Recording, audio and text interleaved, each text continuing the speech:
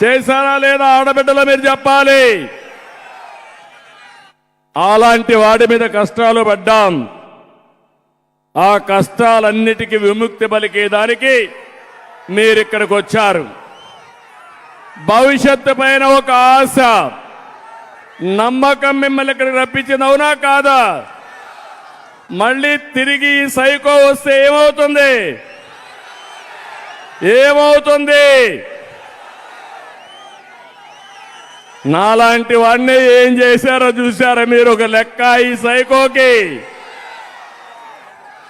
అందుకని ఈరోజు మిమ్మల్ని చూసిన తర్వాత, నగిరిలో మీ ఉత్సాహం చూసిన తర్వాత నాకు అనిపిస్తా ఉంది రాష్ట్రానికి మంచి రోజులు వచ్చాయి, వస్తున్నాయి. ఆ మంచి రోజులు తెచ్చే బాధ్యత నాది, సహకరించే బాధ్యత మీది. సహకరిస్తామంటే గట్టిగా చప్పట్లు కూడా చెప్పండి. మిత్రమా, సమయం లేదు. 7 వారాలే, 47 రోజులే. నా బాధ్యత నేను చేస్తా.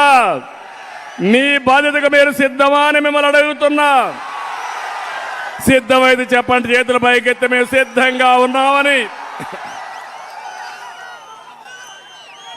ఈ రాష్ట్రం ఎవడు జాగీరు కాదు. మనమందరం ప్రజాస్వామ్యంలో ఉన్నాం. జవాబుదారీతనం ఉండాలి. అలాంటి జవాబుదారీతనం లేకుండా పోయే పరిస్థితి వచ్చింది. రాష్ట్ర ప్రజల భవిష్యత్తు మార్చే రోజు ఏ తారీఖు? మే 13వ తారీఖు. దానికి మీరందరూ సిద్ధంగా ఉండాలి. ఈ వర్గం ఆ వర్గం వాళ్ళు అందరూ నష్టపోయారా లేదా అని మిమ్మల్ని అడుగుతున్నా.